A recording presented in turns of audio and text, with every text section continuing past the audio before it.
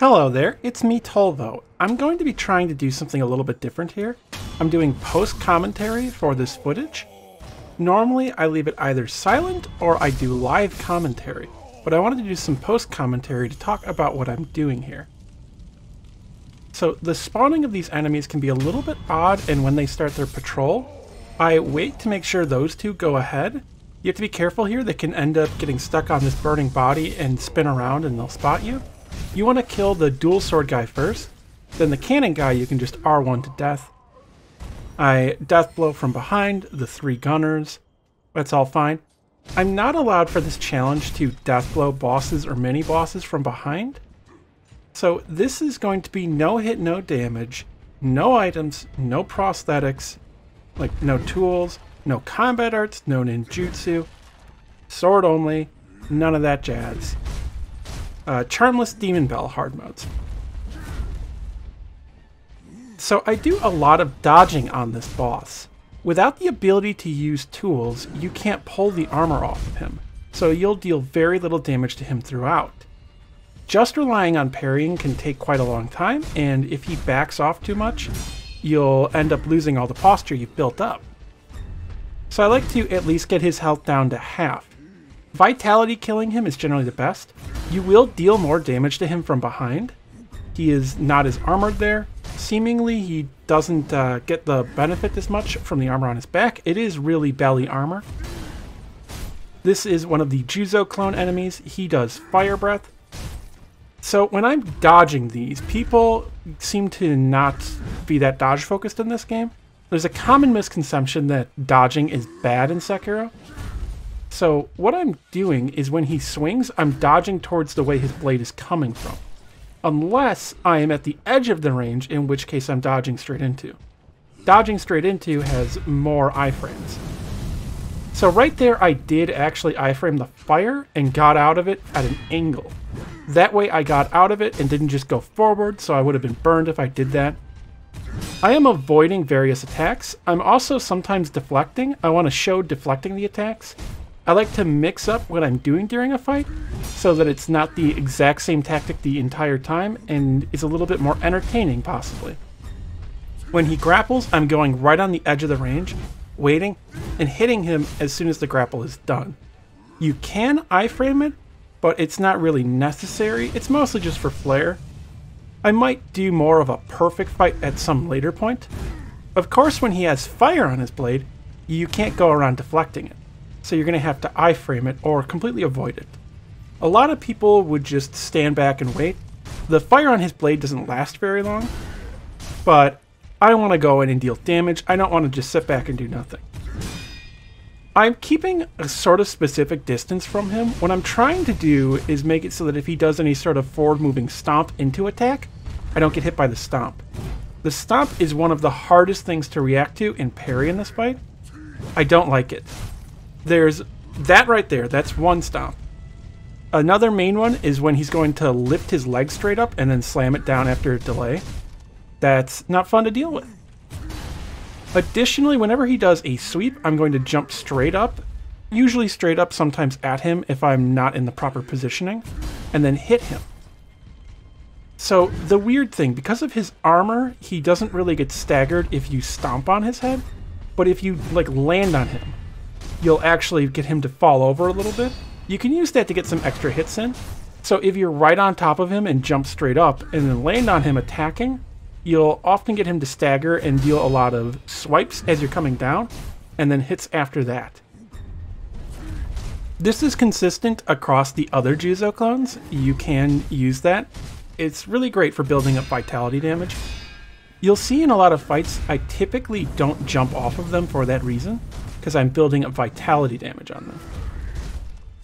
When he does the leg raise, I'm going to back off and then do a thrust into him, and then usually one hit if there's time. In melee, this enemy is a little tricky to deflect. There are a few very similar looking swings that you have to know the different timings for, because some are delayed. You can usually tell dependent upon how he's hooking his blade back behind his head. And again, I'm dodging into where the blade is coming from. If you dodge where the blade is going, you're generally going to get hit. basically the attack isn't going to be as long as where it started. So once the swing starts and you dodge through, well, the blade is past you now, so you're not going to get hit. But if you do that into the direction it's going, it's then going to go to where you are dodging into, then hit you. It's very simple, but hard to pick up on. It's also a bit hard to react to, so you have to watch always which side the blades are coming from. When he does that sort of thrusting punch, I'm not sure if you can actually carry that because it doesn't have a perilous. But when he does that, I like to back off. I don't like to parry any of his attacks that aren't the sword for the most part. Sometimes I'll parry a few palm strikes. There are some good opportunities, and sometimes they bring into the upward diagonal heavy swing or an overhead slam. Overhead slams are just free damage. I love them. They're great. There is one slam, though, that has a shockwave you want to be very careful of. You have to time your dodge a little bit more tightly for that one. Usually he does it as the second hit of something, so just keep an eye out. It will often be one-handed instead of two-handed like his normal big overhand swing. It's also a little bit faster. There's not really a delay to it. When fighting him, you have to be very aware of where you are. You don't want to back up into any of the fire. It really sucks when you back up into the fire. It's very annoying. So normally for the other ones, they do poison. So you can actually get a bit of the mist on you and it's no big deal. For him though, you can't let it tap you even once, because if you're doing no hit, no damage, well, that's going to be fire damage. Additionally, keep in mind that even when you have iframes, you can still get ailment buildup. So let's say you're death blowing an enemy next to him and he starts spitting fire on you. You can still get the burn status even though you're invincible, so be careful. All in all, it can be kind of a long fight because of his armor. It's still an annoyance. You're not always going to be able to hit him from behind. Doing the posture kill is not all that consistent, in part because being too aggressive will often get you hit by one of the stomps. So when he did that palm strike there, that stomping foot forward was actually a hit. You want to be careful of that. It's one of the easier to get hit by moves that he has. It's a real big annoyance. I hate it. But otherwise, you can focus a lot on deflecting and dodging. You can actually stand in front of him for quite a while deflecting him. Often, if you deflect one sword swing, it's kind of like they get mad and then want to keep swinging. So they'll keep doing attacks.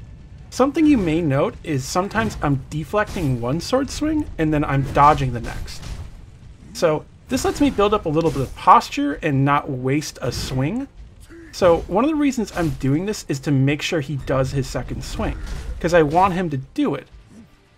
If you dodge and attack, sometimes he won't swing, but sometimes the positioning will be just right that he'll do the second swing. So if you dodge the first one and attack, the second swing will typically hit you. But he will have a pause after the second swing. So if you deflect the first, dodge the second, you'll always be able to get a hit in after the second swing. So that way I have it more consistent. This fight is a bit less annoying than Juzo or Tokujiro the Glutton. Big part of it is it's a lot easier to get him away from all the ads. This fight can take a bit longer to do for the actual success because of his armor. But all of the setup each time and then doing the attempts with all of the enemies around will probably take you more tries to get a success than just fighting him will be. For that reason, I also suggest this is a good character to do practice for that against. If you want to do sword only or anything. You don't have Nogami Gensai to help you here. So, you know, a little bit of a drawback there. But also for these sorts of challenges, I usually don't allow that anyway. And there we go, that's the death blow. This one was not perfect. I want to do a more perfect one that's way more aggressive at some point. So here I'm going through all of my items. I'm showing off that I have the Demon Bell. I'm showing off that I have all my gourds and haven't used them.